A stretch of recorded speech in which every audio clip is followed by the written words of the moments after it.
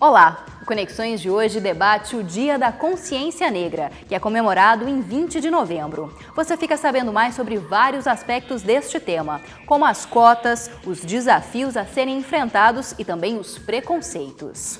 Além disso, no programa de hoje você também acompanha... O Pátio da Ciência é um programa da Universidade Federal de Goiás voltado para a divulgação científica e o ensino informal de ciências.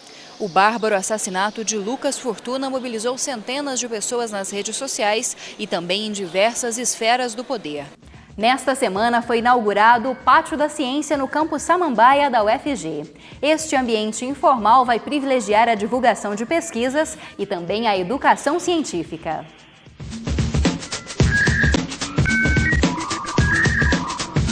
O Pátio da Ciência, inaugurado na última segunda-feira, está instalado no pátio dos Institutos de Química e de Física da Universidade Federal de Goiás.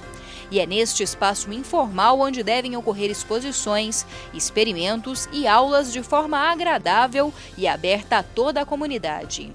Para o coordenador do projeto, Gesiel Carvalho, esta iniciativa é importante para a criação de um ambiente de educação científica não formal e também para democratizar o acesso da sociedade ao conhecimento científico. O Pátio da Ciência é um programa da Universidade Federal de Goiás voltado para a divulgação científica e o ensino informal de ciências. O público-alvo do Pátio da Ciência é a população em geral, mas em particular os estudantes das escolas de nível médio e fundamental de Goiânia, da Grande Goiânia e também das demais regiões do estado. E esse tipo de iniciativa, além de complementar, de despertar o interesse pela ciência e pelos estudos de maneira geral, é também um instrumento para reforçar junto à sociedade a importância que tem para a sociedade moderna o conhecimento de maneira geral e o conhecimento científico em particular. Então nós acreditamos que o Pátio da Ciência pode ser um incentivador das crianças para o estudo, para o aprendizado e propagar junto à sociedade o conceito de que o ensino o conhecimento e o conhecimento científico em particular são hoje a base fundamental para a organização da nossa sociedade humana moderna, em especial. O Pátio da Ciência conta com uma área de aproximadamente 1.200 metros quadrados, onde foram construídos 4 estandes e um auditório de 54 lugares. Para a implantação, o projeto contou com financiamento do CNPq, FAPEG, Reitoria da UFG e também com o trabalho de professores dos Institutos de Física e de Química da Universidade. O pátio terá as atividades divididas em 2 categorias: visitas do público em geral, que serão realizadas em horários de funcionamento, e visitas institucionais programadas, com grupos de alunos de escolas de níveis fundamental e médio. E as suas atividades, elas se concentram na segunda, quarta e sextas-feiras de cada semana.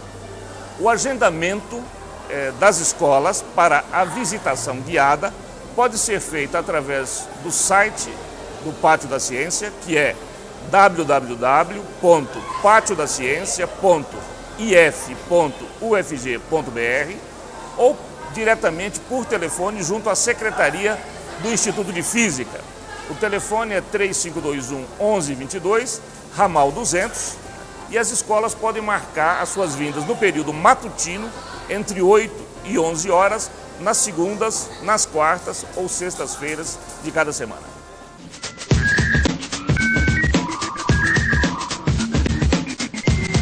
E um crime brutal chocou o país nesta semana. O jornalista goiano Lucas Fortuna, de apenas 28 anos de idade, foi assassinado no último domingo em uma praia em Pernambuco. Tudo leva a crer que foi mais um crime motivado por homofobia.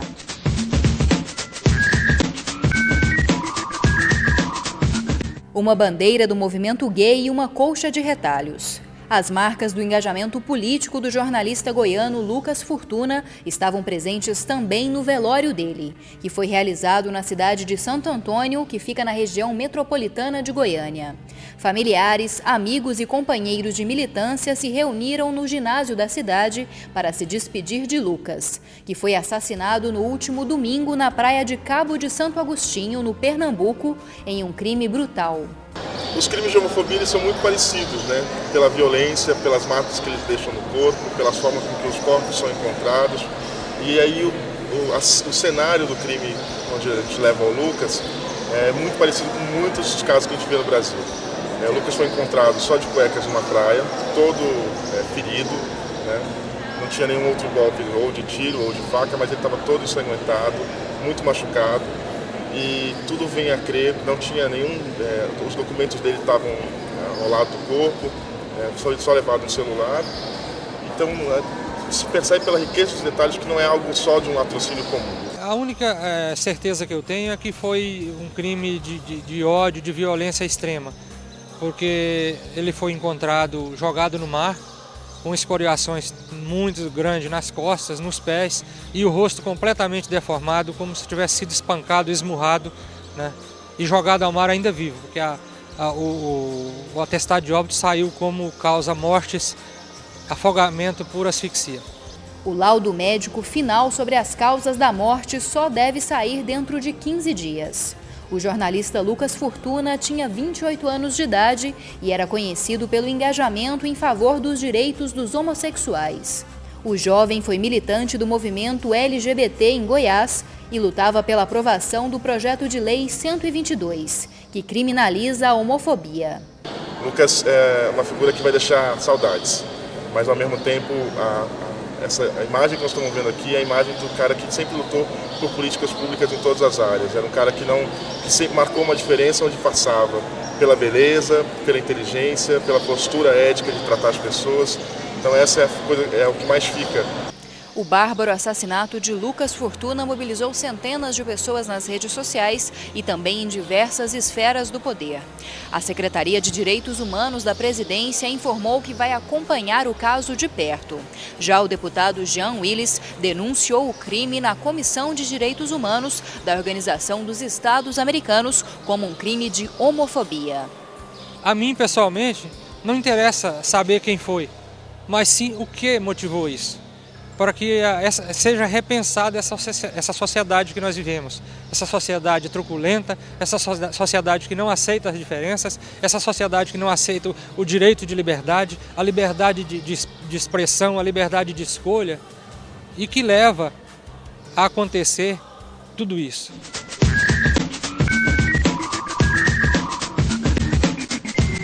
E no próximo bloco, Conexões fala sobre o Dia da Consciência Negra, que foi comemorado nesta semana, no dia 20 de novembro. Você fica sabendo mais sobre as conquistas e também os desafios do movimento negro, sobre preconceito e também sobre a instituição das cotas.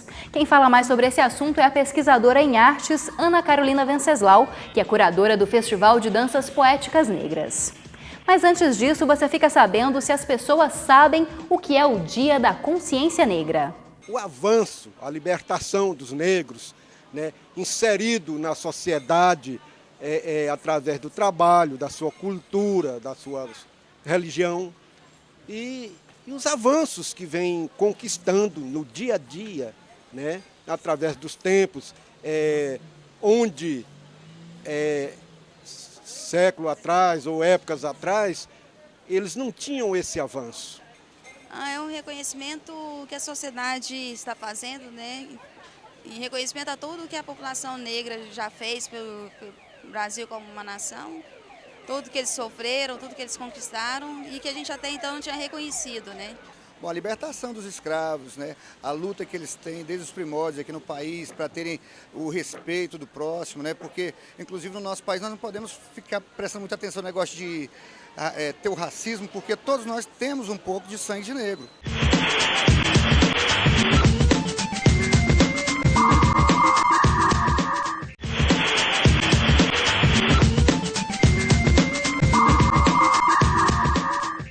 Em 20 de novembro é comemorado o Dia da Consciência Negra, um momento de reflexão a respeito dos avanços e entraves na luta por igualdade de direitos.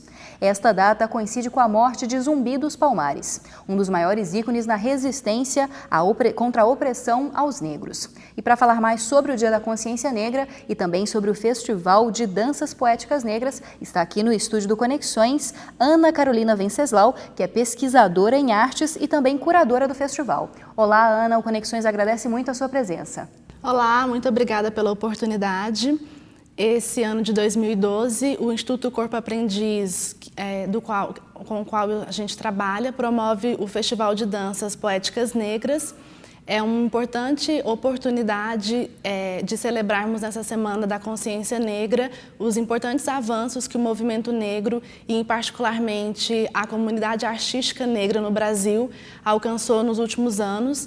Essa semana, a ministra da Cultura, Marta Suplicy, aprova um pacote de medidas promovendo o fomento às artes e performances negras.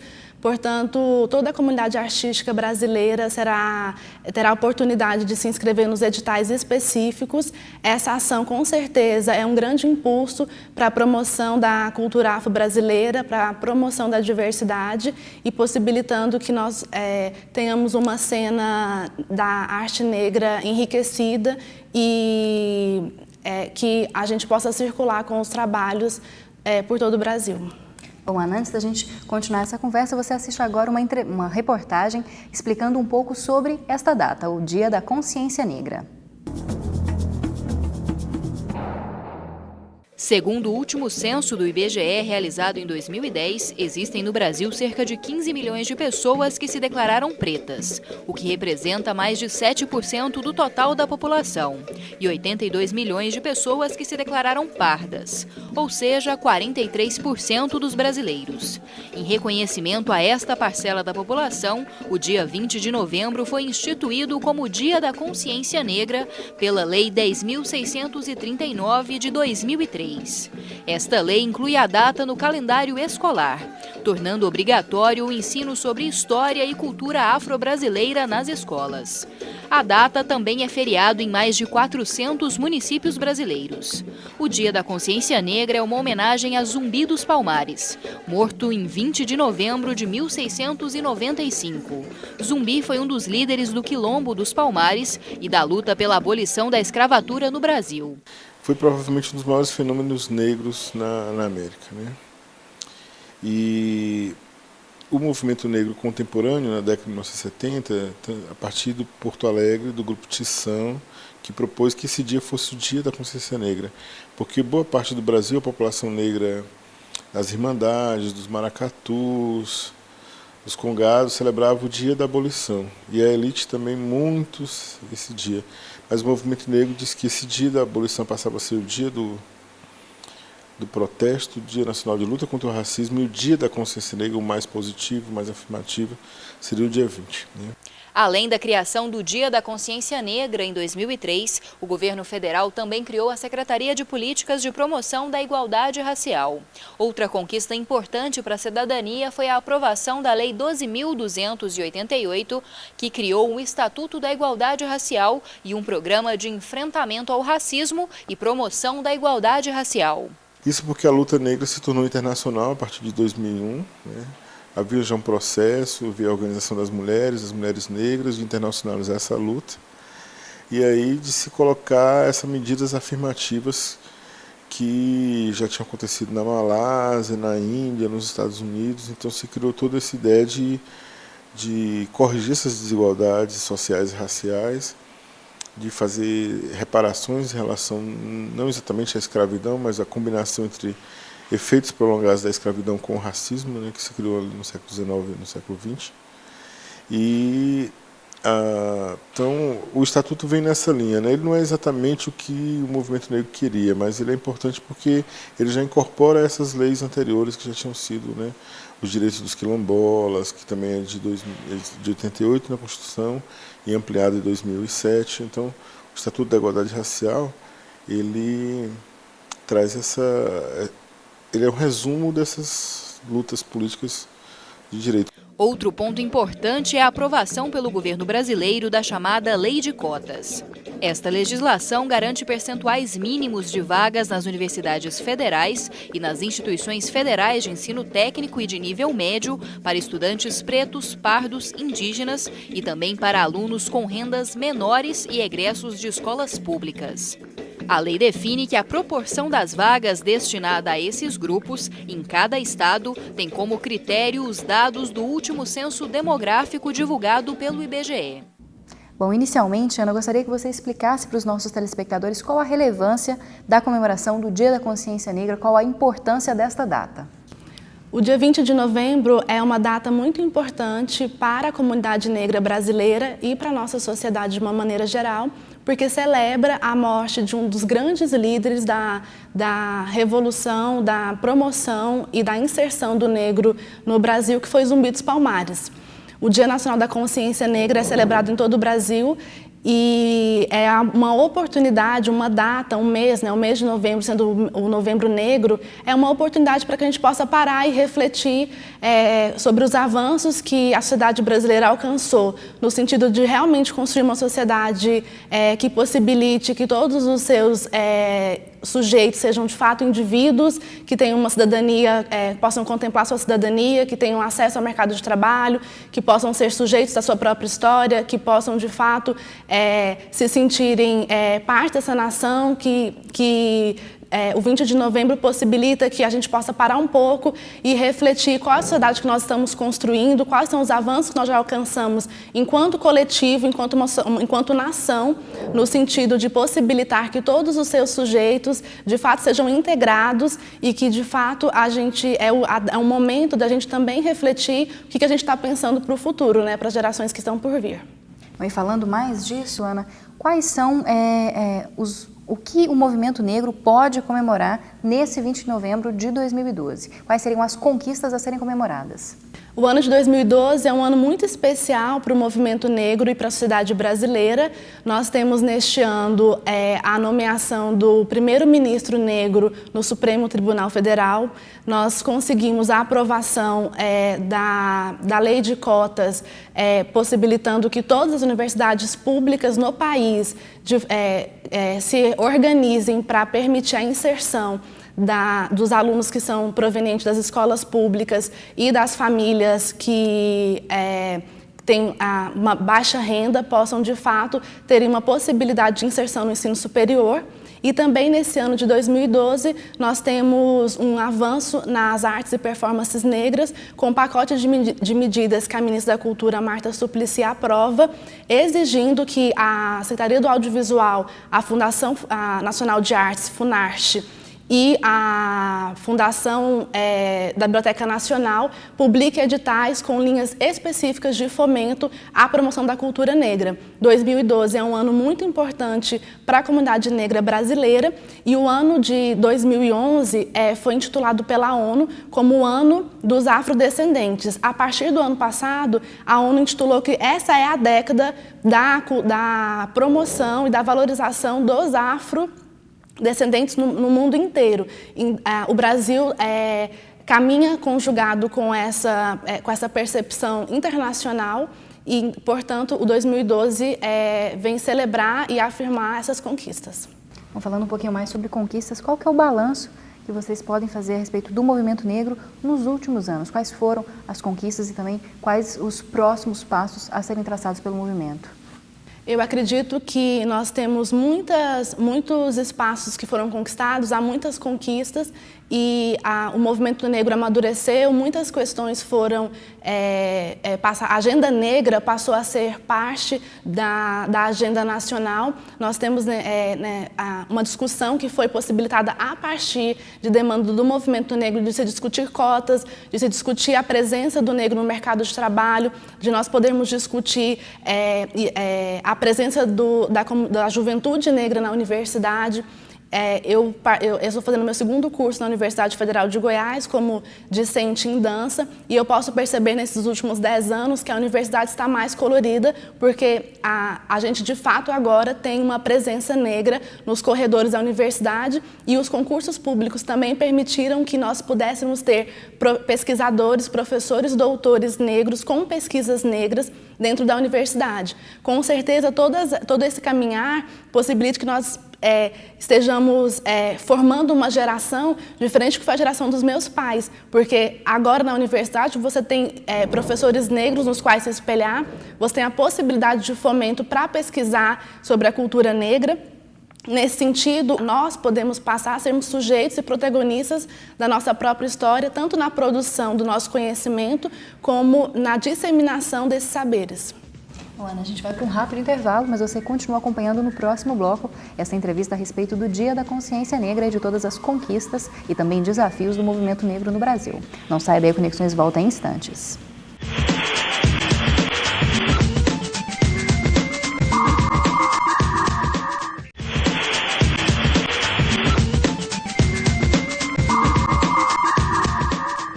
E já estamos de volta com Conexões e a gente continua uma conversa a respeito do Dia da Consciência Negra, celebrado agora nesta semana, no dia 20 de novembro. Nós estamos falando com Ana Carolina Venceslau, que vai falar um pouco mais então sobre isso agora neste terceiro bloco do Conexões. Bom, Ana, a gente falou um pouco das conquistas no primeiro bloco. Gostaria então que você falasse agora a respeito das reivindicações que estão na pauta atual do movimento negro. Quais seriam essas lutas atuais, os avanços que ainda precisam ser feitos? Como diretora do Instituto Corpo Aprendiz, o Instituto promove uma plataforma Poéticas Negras e a gente tem entendido da necessidade de capacitação da juventude negra que ainda está alijada de concorrer com igualdade no mercado de trabalho. Portanto, nós temos esse olhar, essa sensibilidade de perceber que nós precisamos capacitar o jovem negro para que ele possa ter maior chance de um acesso mais igual no mercado de trabalho. E, particularmente, o Instituto Corpo Aprendiz trabalha com a promoção da cultura. Nós iremos fazer uma capacitação de jovens para a cadeia produtiva da cultura. Nós precisamos também avançar ainda no sentido de possibilitarmos que as mulheres negras estejam no mercado de trabalho e possam também receber como os seus colegas, como os homens, que a gente sabe que no mercado a mulher ainda recebe menos que o homem e a mulher negra recebe menos ainda. Um outro avanço importante que que está na agenda negra brasileira é no sentido de a gente precisa ampliar ainda essa reflexão sobre as cotas, porque a gente ainda sabe que existem muitas tensões sempre que a gente pensa nessa agenda negra e nessa reflexão sobre esses acessos, essas medidas reparatórias necessárias. E é uma atividade, é uma semente que ainda precisa germinar bastante. Nós precisamos continuar refletindo sobre isso e continuar promovendo espaços e oportunidades de pesquisa, de intervenções, de eventos, de encontros e acesso às informações. Com certeza, para que a gente possa derrubar o racismo institucional tão presente, principalmente nas instituições públicas, e que a gente possa também, de fato, fazer com que o Estatuto da Igualdade Racial aconteça para valer, é importante que a gente continue na luta, é uma militância com certeza, é uma resistência e que a gente possa estar sempre aberto a estar refletindo, porque todas essas conquistas são conquistas para a nossa sociedade. A presença de negros e negras no ensino superior, no mercado de trabalho, na presidência da República, esse ano de 2012 é o ano que o presidente Obama é reeleito e o presidente Obama ser eleito nos Estados Unidos afeta o mundo inteiro.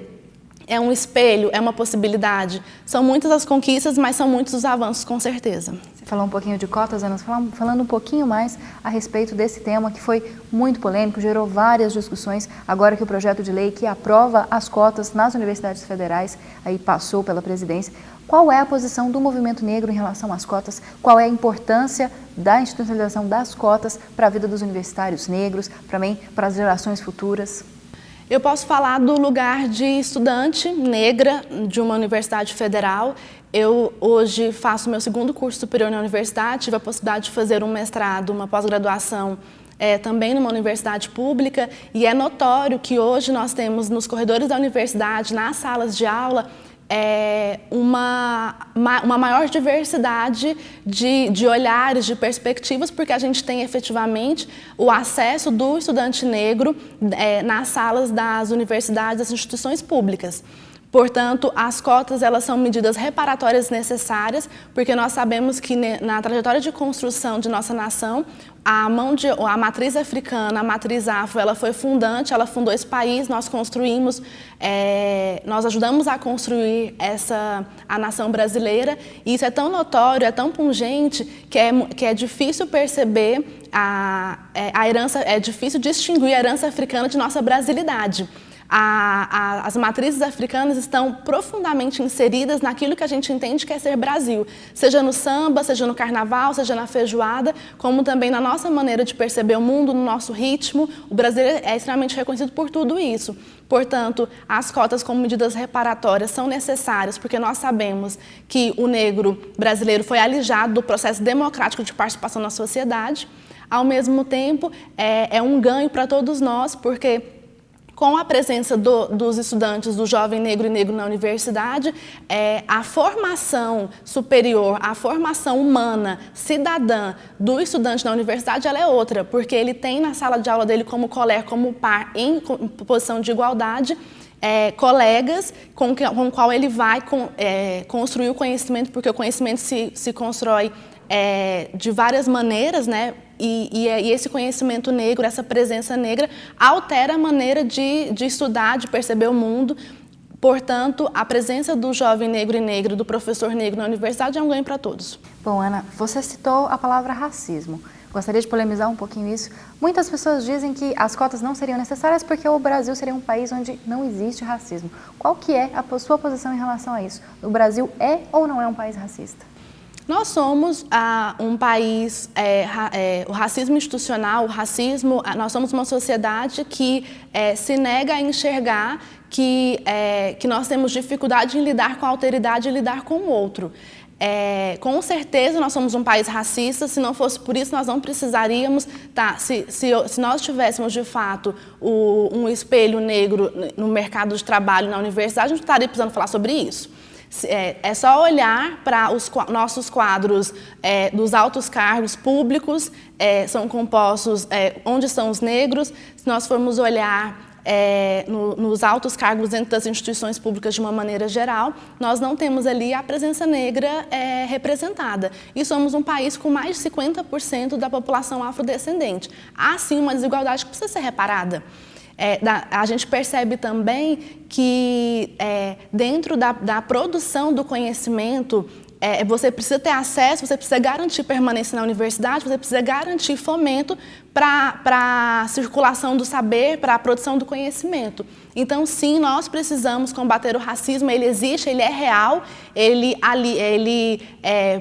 em função dessa situação que nós temos aí, um alijamento da juventude negra, porque a maior parte, é só olhar nos jornais da segunda-feira, os corpos que estão estirados aí são corpos negros. É a nossa juventude negra que está sendo assassinada pela polícia. O racismo existe, ele é real, e aí é um grande esforço nosso de construir esse entendimento, essa percepção.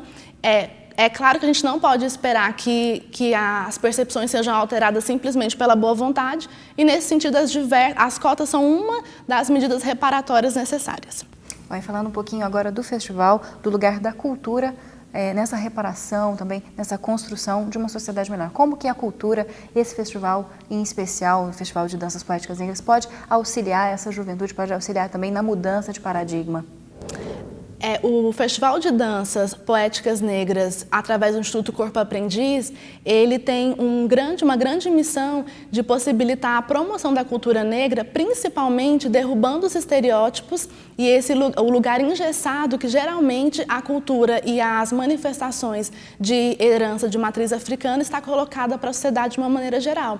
Então, o Instituto Corpo Aprendiz tem essa missão, através da plataforma Poéticas Negras, que a gente possa conviver, que a gente possa ter a oportunidade de experienciar a diversificada matriz africana que compõe a cultura afro-brasileira, que a gente possa ter acesso à produção da dança e da performance negra, da arte negra no Brasil, porque a partir do momento que eu tenho a possibilidade de acessar esses conteúdos, de conviver com os artistas, de experienciar a manifestação, eu consigo ir desconstruindo os estereótipos, eu consigo tirar a arte negra do quadradinho, do lugar homogêneo que é a percepção comum.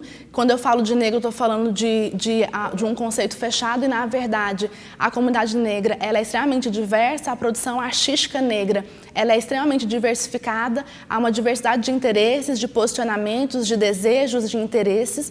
Portanto, o Festival de Danças Poéticas Negras ele tem essa missão de desconstruir esses estereótipos, de promover a diversidade, de refletir na contemporaneidade essa agenda negra, colocar na discussão contemporânea a agenda também da arte negra e, nesse sentido, com certeza, contribuir para a formação de públicos, para alterar a percepção que do lugar é estereotipado e que diminui, né, da arte e da performance negra no Brasil.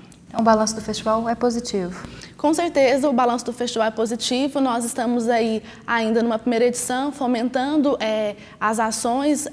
Com certeza, a Plataforma Poéticas Negras é uma ação que tem muita caminho pela frente, principalmente no sentido de ser uma referência, um espelho para que a gente possa dialogar com os vários outros setores da arte goiana e da pesquisa e com os diversos agentes construtores da cultura e da arte goiana. Bom, a Conexões agradece muito a sua presença para falar sobre isso, para falar um pouco mais sobre o Dia da Consciência Negra e todos esses assuntos que a gente tocou. Muito obrigada. Eu que agradeço a oportunidade, muito obrigada. Mas você continua acompanhando Conexões e também participando, caso você queira. Você pode mandar perguntas, sugestões de pauta ou até mesmo matérias prontas. Você faz isso acessando as redes sociais ou então mandando um e-mail para o Conexões. E não sai daí porque no próximo bloco você confere dicas interessantes de eventos culturais e artísticos.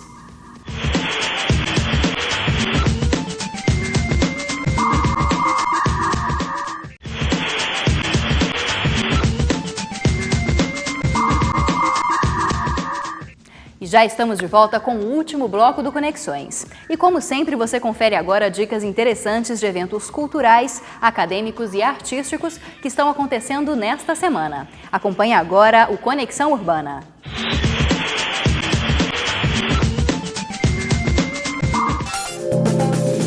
O primeiro curso de extensão em inventário florestal da UFG começa na próxima sexta-feira.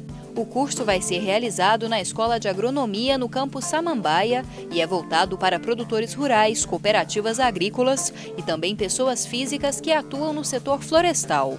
O investimento é de R$ 200. Mais informações no site que você vê aí na tela. A UFG vai realizar o 6º Colóquio de Turismo de Goiás na próxima quinta-feira no Instituto de Estudos Socioambientais, o IESA. O colóquio conta com eventos tanto pela manhã quanto pela tarde. Este ano, o encontro pretende realizar uma avaliação do setor e obter colaborações para pesquisas.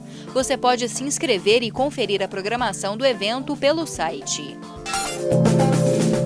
Estudantes da UFG vão ter a oportunidade de participar do primeiro workshop do programa Jovens Talentos para a Ciência. O evento, que acontece na próxima quarta-feira, das 8 horas da manhã às 5 horas da tarde, vai contar com a presença de professores e pesquisadores que trabalham com temas voltados à pesquisa e à importância da mobilidade internacional na formação acadêmica. O workshop vai ser realizado no Centro de Eventos Professor Ricardo Freuabo Faisal. A biblioteca do Campus 1 será fechada para atendimento ao público a partir da próxima segunda-feira. Ela só vai reabrir a partir do dia 10 de dezembro, já em prédio novo. O novo edifício fica atrás da Faculdade de Direito e tem entrada pela 5ª Avenida, em frente ao restaurante universitário da UFG. Nele também está instalada a agência do Banco do Brasil, já em pleno funcionamento. A inauguração da sede definitiva da biblioteca está prevista para o dia 17 de dezembro.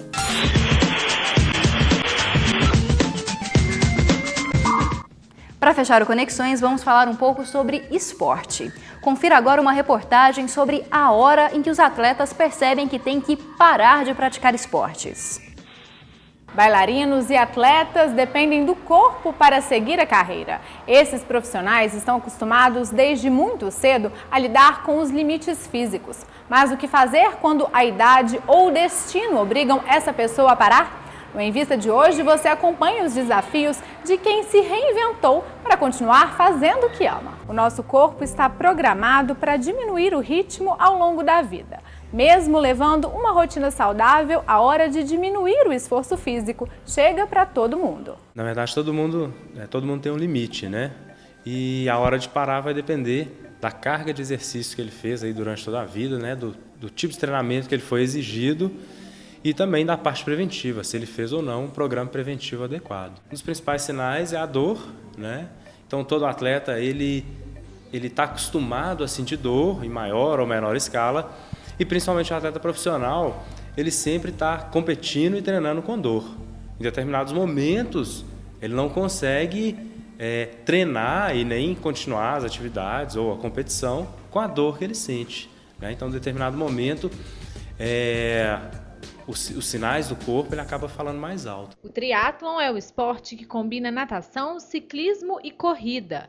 Apesar de exigir muito do atleta, não foi o desgaste físico que interrompeu a carreira de Saulo Teixeira. Durante um treino, ele acabou batendo na traseira de um caminhão. O jovem, na época, com 18 anos, ficou tetraplégico. Nessa situação, é difícil imaginar como seguir com a vida. Mas, com o apoio da família e com muita força de vontade, Saulo mostrou que é possível. O sentimento, né, caído ali na estrada, sem movimento nenhum do pescoço para baixo, realmente foi um choque muito grande. Só que, da mesma forma que é um choque muito grande, é uma surpresa que é difícil realmente traduzir. Eu voltei a estudar,